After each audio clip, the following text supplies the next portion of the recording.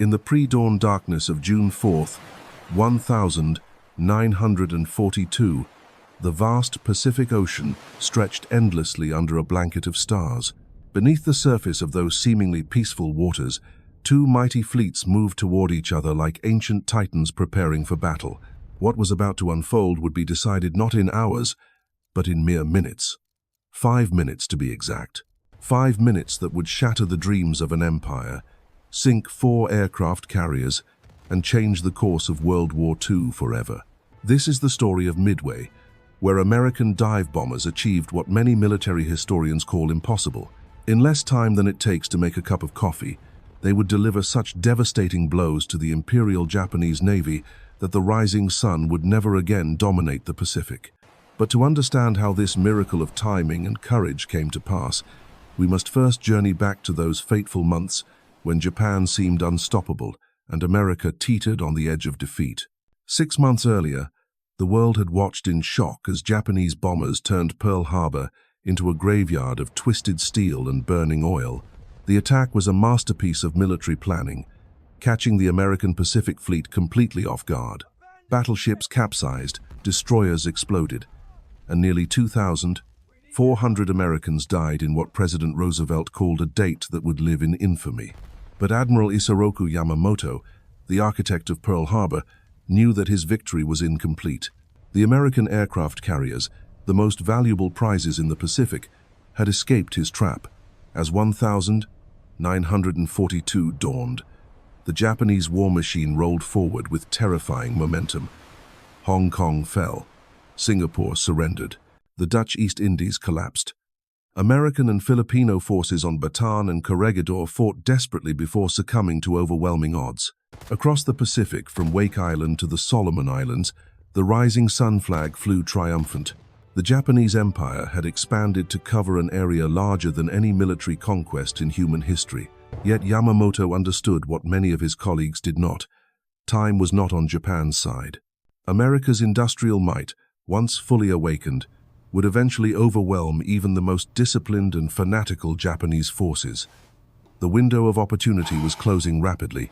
Japan needed one more decisive victory, one final crushing blow that would force America to negotiate peace and accept Japanese dominance in the Pacific.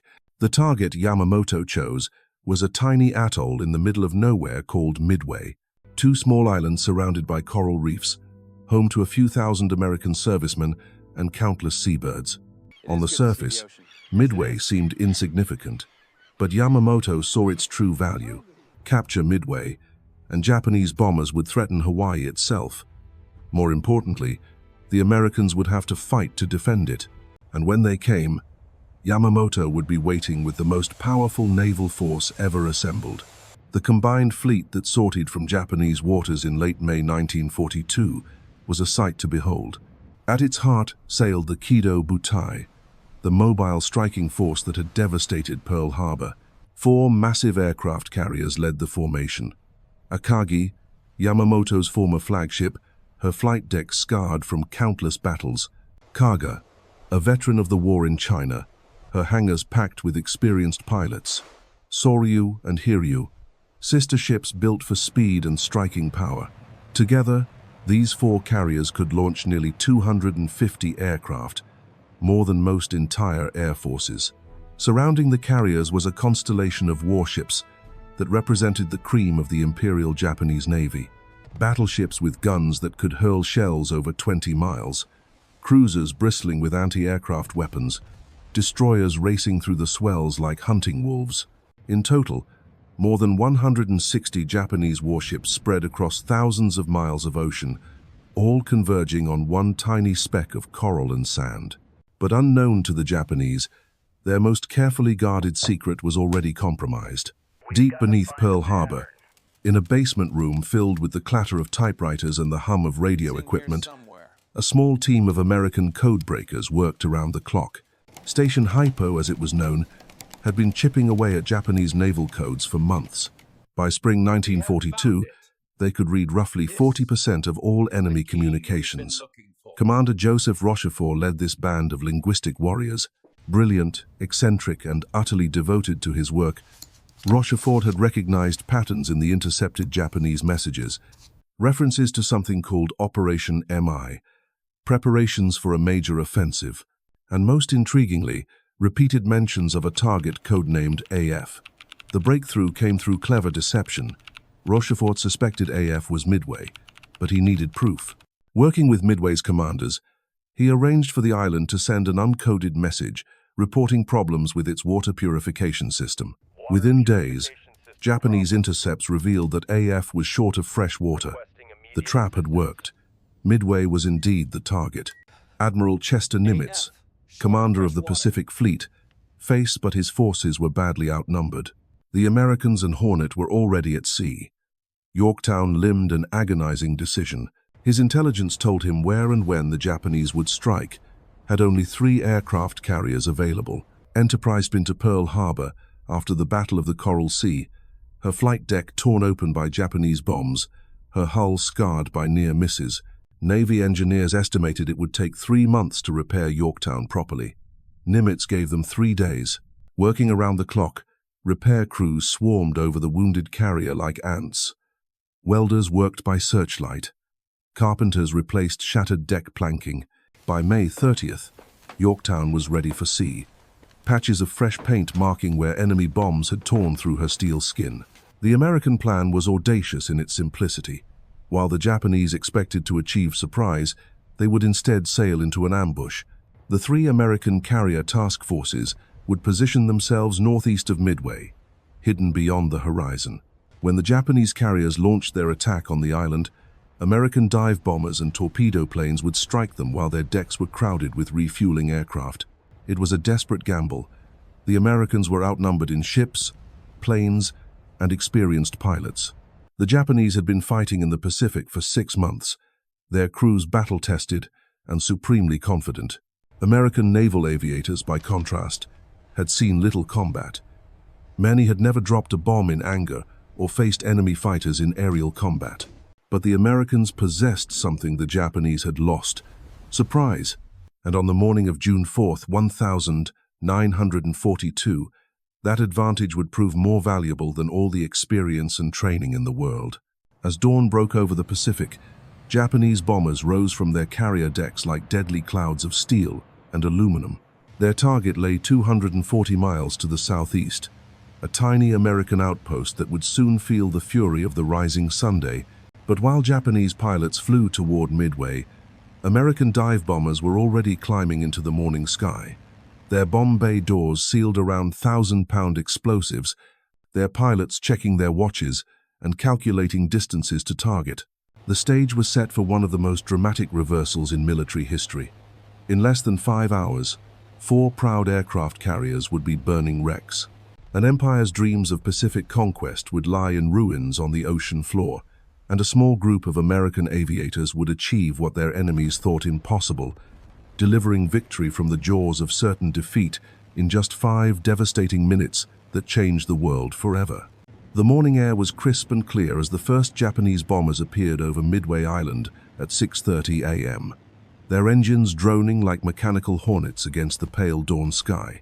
Anti-aircraft guns erupted in desperate response, filling the air with black puffs of smoke and deadly shrapnel. The Marines on the ground watched in grim determination as enemy bombs began falling on their runways and hangars, explosions blooming like deadly flowers across the coral landscape. Lieutenant Colonel Harold Shannon, commanding the Marine air units on Midway, had already launched everything that could fly. Ancient Brewster Buffaloes and newer Grumman Wildcats clawed for altitude, their pilots knowing they were outmatched but fighting anyway. The Japanese Zeros, sleek and deadly, tore through the American formations with practiced precision. Within minutes, most of the Marine fighters were either shot down or limping back to base, with smoking engines and shattered canopies. But while Midway burned under Japanese bombs, the real battle was unfolding far to the north, where Vice Admiral Nagumo paced the bridge of his flagship Akagi. The same man who had led the carrier force in the Pearl Harbor attack now commanded the most powerful. Yet something felt different this morning. His reconnaissance planes had found nothing. No American ships, no enemy carriers lurking beyond the horizon. Nagumo faced a commander's nightmare. His first strike had attacked Midway successfully, but his pilots were reporting that a second attack would be needed to fully neutralize the American base. Meanwhile, his reserve aircraft sat on the hangar decks below, armed with armor-piercing bombs and torpedoes for use against enemy ships that might appear. Should he launch immediately against targets he could not see, or rearm his planes for another strike against Midway? At 7:15 a.m., Nagumo made the fateful decision that would doom his fleet. He ordered his reserve aircraft, rearmed with land attack weapons. Hundreds of sailors immediately began the dangerous process of removing heavy torpedoes and armor-piercing bombs, replacing them with high-explosive bombs designed to destroy buildings and runways. Aviation fuel lines snaked across the carrier decks. Ammunition carts rolled between parked aircraft. The pride of the Imperial Japanese Navy had become floating powder kegs. Then, at 7:28 a.m., everything changed. A lone Japanese scout plane, delayed by mechanical problems, finally reached its search area and spotted what every Japanese commander dreaded most: American warships steaming southwest, including what appeared to be at least one aircraft carrier. The pilot's radio crackled with excitement as he reported his discovery, but his message contained a critical flaw. He failed to specify exactly how many carriers he had found. Nagumo's face went pale as he received the report. American carriers were only 200 miles away, well within striking range. His own decks were cluttered with aircraft being rearmed for the wrong mission. His first strike was still returning from Midway, low on fuel and needing immediate recovery. The careful every passing minute in Japanese plan was unraveling with a panic. Nagumo ordered his planes rearmed again, this time back to anti-ship weapons. Sailors scrambled to reverse the process they had just begun, rolling heavy torpedoes back onto the hangar decks while removing the land attack bombs they had just installed. Fuel lines remained connected. Ammunition lay stacked in neat piles around the aircraft. The normally immaculate Japanese carriers now resembled chaotic workshops rather than precision war machines. Meanwhile, 200 miles to the northeast, American carriers were launching everything they had. From Enterprise came 33 dive bombers, 14 torpedo planes, and 10 fighters. Hornet contributed 35 dive bombers, 15 torpedo planes, and 10 fighters.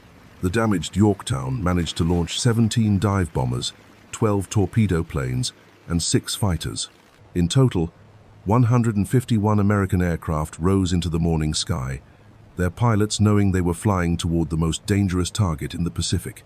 But the American attack was far from coordinated.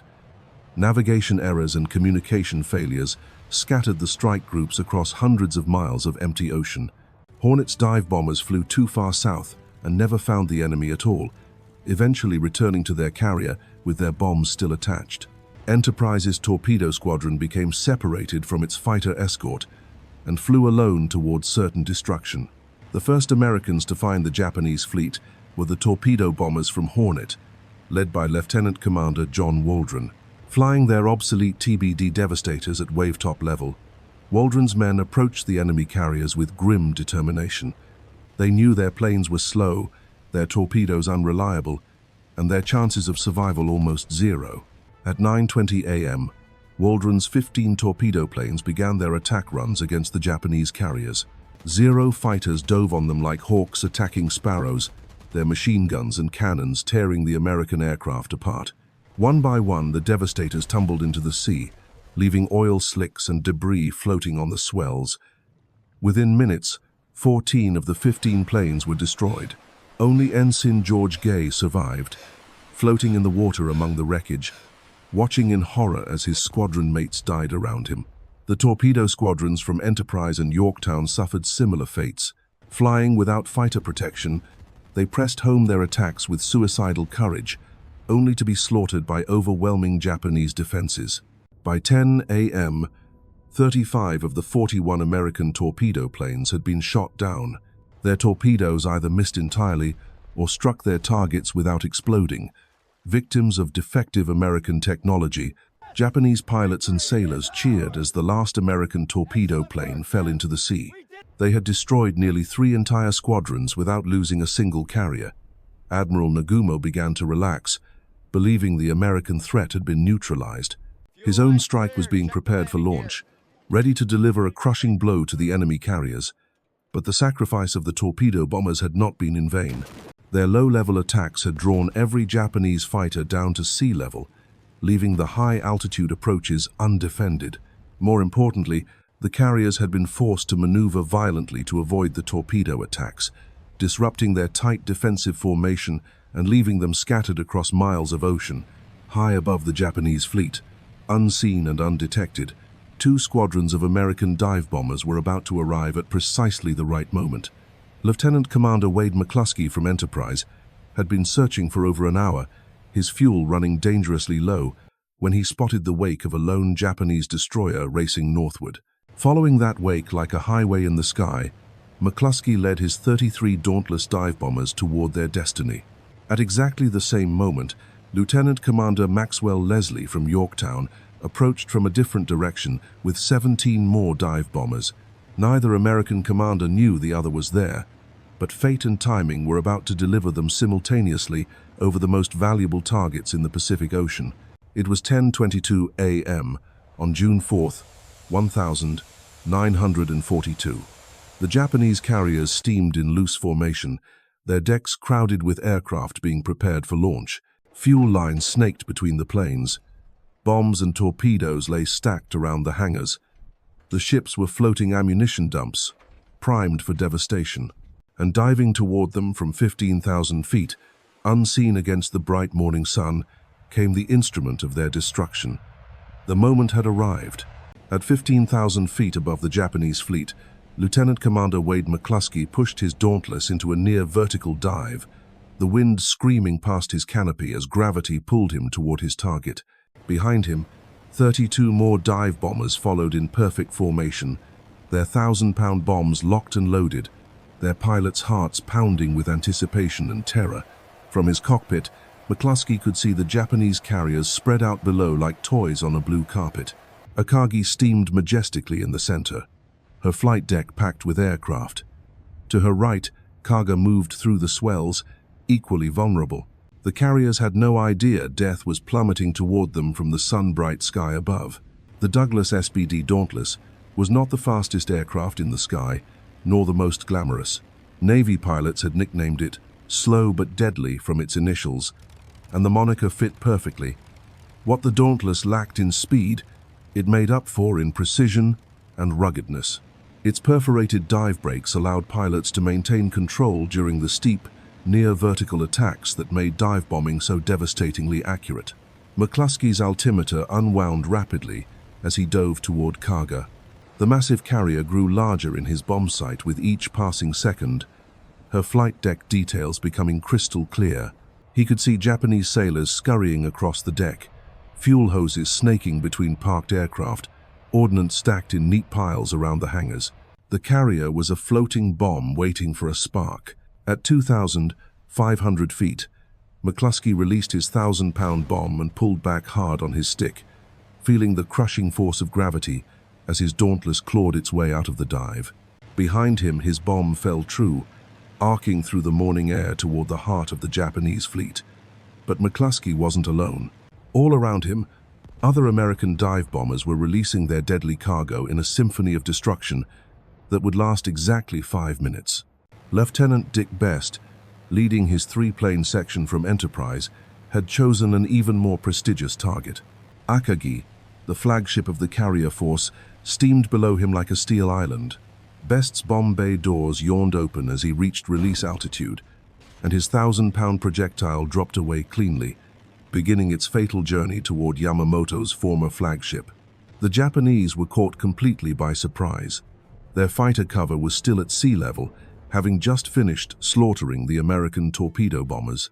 Anti-aircraft gunners swung their weapons skyward desperately, but the steep angle of the diving Dauntlesses made tracking almost impossible.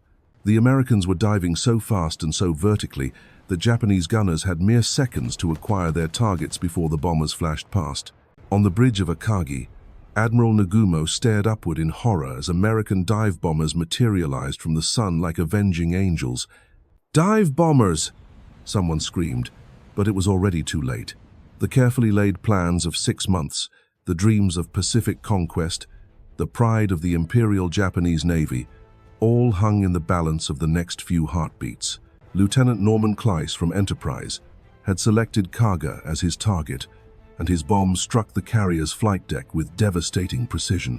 The explosion ripped through the wooden planking and into the hangar deck below, where aviation fuel and ammunition created a chain reaction of secondary blasts. Kleiss pulled his Dauntless out of its dive and kicked his rudder to look back at his handiwork, witnessing Kaga being torn apart by a series of explosions that exposed her steel skeleton like a disemboweled whale. The timing was absolutely perfect, though entirely accidental. While McCluskey's Enterprise dive bombers attacked from one direction, Lieutenant Commander Maxwell Leslie's Yorktown squadron approached from another angle. Their targets the carriers Soryu and Hiryu. The Japanese found themselves under simultaneous attack from multiple directions, their defensive fire scattered and ineffective. Leslie's bombing run on Soryu was a masterpiece of precision flying. His Dauntless screamed down through a storm of anti-aircraft fire, black puffs of smoke blooming around his aircraft like deadly flowers. At exactly 2,000 feet, he released his bomb and hauled back on his controls, feeling his aircraft shudder as it pulled out of the dive. His bomb struck Soryu's flight deck near the forward elevator, punching through the steel and exploding in the hangar deck below. Within seconds, all three carriers were burning. Akagi, struck by Best's bomb near her midships elevator, erupted in a pillar of fire and smoke as aviation fuel ignited throughout her hangar spaces. The blast killed Captain Taijiro Aoki instantly and wounded Admiral Nagumo, who was thrown to the deck by the concussion. Flames raced along fuel lines and engulfed parked aircraft, turning the pride of the fleet into a floating inferno. Kaga suffered an even worse fate. Multiple bomb hits along her flight deck created a hellscape of fire and destruction that defied description. Her captain lay dead on the bridge, killed instantly when the first bomb ignited a fuel truck parked nearby. Commander Takahisa Amagai, the air officer, found himself in command of a dying ship as uncontrollable fires raged from bow to stern. The devastating accuracy of the American attack stemmed from years of training and the inherent advantages of dive bombing tactics. Unlike level bombing or torpedo attacks, dive bombing allowed pilots to release their weapons from relatively close range while approaching their targets at angles that made defensive fire nearly impossible. The steep diving angle meant that American aircraft spent minimal time exposed to anti-aircraft fire, flashing through the defensive envelope too quickly for effective tracking. But the real secret of American success lay in the split-second timing that brought multiple squadrons over the Japanese fleet simultaneously. The earlier sacrifice of the torpedo bombers had drawn Japanese fighters down to sea level and scattered the enemy formation. When the dive bombers arrived, they found the carriers in their most vulnerable condition possible, with fuel lines open, ammunition scattered across the decks, and no air cover overhead. Soryu, the third victim of this aerial apocalypse, suffered 3 direct hits that turned her into a blazing wreck within minutes. Her captain, desperately trying to save his ship, ordered the flooding of the forward magazines to prevent a catastrophic explosion. But the fires spread faster than damage control parties could contain them, and soon the entire forward section of the carrier was engulfed in flames. The Japanese sailors fought their fires with desperate courage, but they faced an impossible task. Aviation fuel burned at temperatures that could melt steel. Ammunition cooked off in continuous explosions that shook the carriers like earthquakes. Smoke poured from shattered hangars, creating pillars of black that could be seen for miles across the Pacific. Admiral Nagumo, wounded and stunned on Akagi's bridge, watched in disbelief as his magnificent fleet disintegrated around him. 3 of his 4 carriers were burning hulks, their aircraft destroyed, their crews fighting for their lives against uncontrollable fires. The carefully planned operation to capture Midway and destroy the American fleet had become a nightmare of destruction and defeat. Yet even as 3 carriers burned, the battle was not over. Hiryu, the 4th and final carrier of the Japanese striking force, had escaped the initial attack through a combination of luck and positioning. Her captain immediately began preparing a counterattack, determined to salvage something from the disaster that had befallen his fleet. The clock showed 10:27 a.m. In exactly 5 minutes, the balance of power in the Pacific had shifted completely. Three of Japan's most valuable warships were dying, taking with them hundreds of experienced pilots and thousands of skilled sailors whose loss would cripple Japanese naval aviation for the remainder of the war. But the American dive bombers were not finished. As they climbed away from their burning targets, their pilots already knew that somewhere in the smoke and chaos below, one Japanese carrier remained operational. And until that final threat was eliminated, victory at Midway would remain incomplete. The smoke rising from three burning carriers cast long shadows across the Pacific, but Captain Tomio Kaku aboard Hiryu was not ready to surrender. His carrier had escaped the devastating American attack through sheer chance, positioned several miles away from her sister ships when the dive bombers struck. Now, as the only operational Japanese carrier remaining, Hiryu represented the Empire's last hope for salvaging victory from catastrophe. Kaku wasted no time in launching a counterstrike. Within an hour of the attack on his fleet, 18 dive bombers and 6 fighters roared off Hiryu's flight deck, their pilots grimly determined to avenge their fallen comrades. Their target was the American carrier Yorktown, spotted by reconnaissance planes steaming northeast of the battle area. The Japanese pilots found their quarry at 12:10 p.m., and their attack was executed with the same precision that had made the Imperial Navy feared throughout the Pacific. Diving through fierce anti-aircraft fire, they direct hits on scored 3 Yorktown's flight deck. The explosions tore massive holes in the carrier's steel plating and started fires that sent black smoke billowing into the afternoon sky. But Yorktown refused to die easily. Her damage control teams, trained to perfection by months of war, fought the fires with desperate efficiency. Within 2 hours, they had patched the flight deck and restored power to the ship. To Japanese observers circling overhead, Yorktown appeared to be back in action, ready to continue the fight. And so, in those 5 minutes that changed history, American dive bombers had accomplished the impossible. 4 Japanese carriers lay broken and burning on the Pacific floor, taking with them the dreams of an empire and the lives of Japan's finest naval aviators. What began as Japan's most ambitious operation had become their greatest defeat.